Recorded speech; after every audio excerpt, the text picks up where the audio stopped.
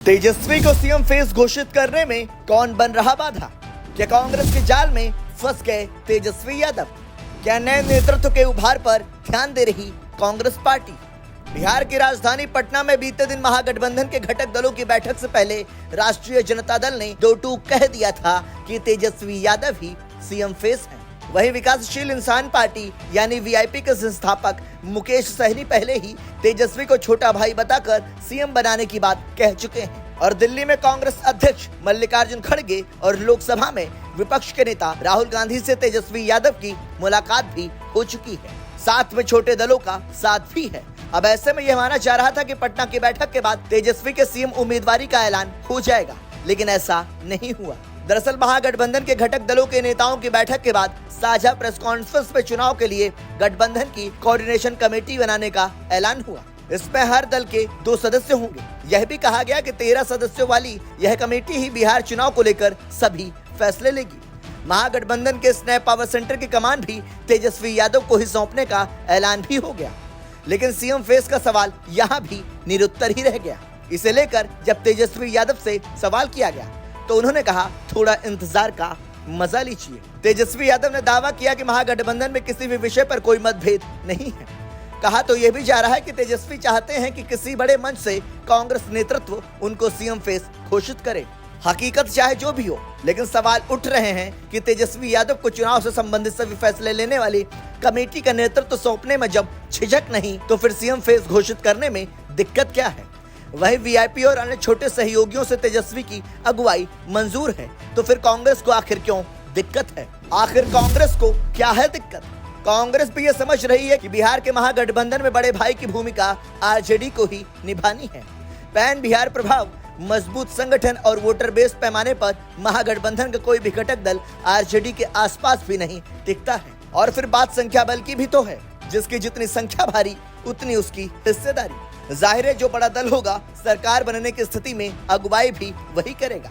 साल 2020 के चुनाव में आरजेडी सबसे बड़ी पार्टी के रूप में उभरी थी। दरअसल सासाराम सुरक्षित सीट से कांग्रेस के सांसद मनोज कुमार ने कहा भी कि महागठबंधन के मुख्यमंत्री के चेहरे को लेकर कोई उलझन नहीं है।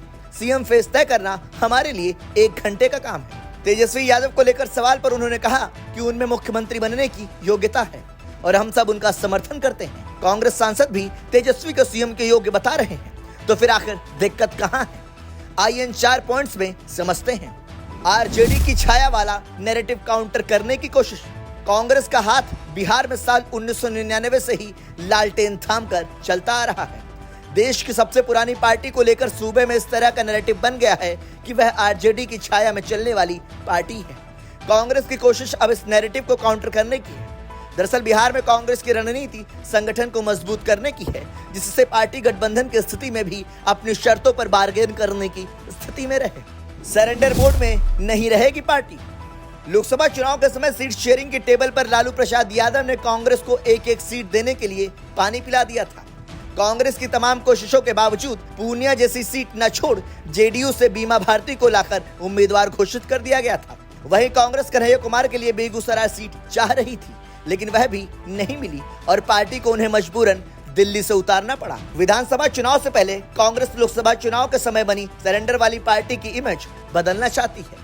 खुद लालू यादव की ओर से बार बार तेजस्वी सरकार बनाने के दावे के बावजूद कांग्रेस ने उनके सीएम उम्मीदवारी पर पेंच फंसा दिया है। तो इसके पीछे ये संदेश देने की कोशिश भी है कि हम सरेंडर मोड में नहीं हैं। नए नेतृत्व के उभार पर ध्यान। कांग्रेस की कोशिश अब बिहार की सियासत में लालू यादव की छाया से बाहर निकलने की है।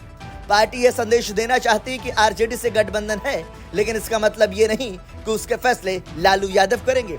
लालू परिवार की नापसंद कन्हैया कुमार की पदयात्रा में खुद राहुल गांधी का शामिल होना हो, या फिर कांग्रेस के अधिवेशन में पप्पू यादव को बुलाया जाना और अखिलेश प्रताप सिंह को प्रदेश अध्यक्ष पद से हटाया जाना, इन सबको भी इसी रणनीति से जोड़कर देखा जा रहा है। आपको बता दें कि कांग्रेस का ध्यान अब सूबे में नई लीडरशिप तैयार करने पर है। वोट बेस बढ़ाने की रणनीति। तेजस्वी यादव को सीएम कैंडिडेट घोषित करने से परहेज चुनाव में वोट बेस बढ़ाने की रणनीति से भी जोड़ा जा रहा है। दरअसल कांग्रेस को लग रहा है कि आरजेडी के वोटर्स यह जानते हैं कि तेजस्वी यादव ही सीएम बनेंगे। अगर सीएम फेस घोषित किए बिना सामूहिक नेतृत्व वाले फॉर्मूले पर चुनाव लड़ा जाए, तो हो सकता है कि गैर यादव ओबीसी जातियां जो तेजस्वी यादव के नाम पर शायद वोट करने से परहेज करें, उनका भी समर्थन मिल सकता है। खैर अब बिहार की राजनीति में इन रणनीतियों का कितना व्यापक असर पड़ता है, ये देखने वाली बात होगी। Bureau report, संदेशवाहक।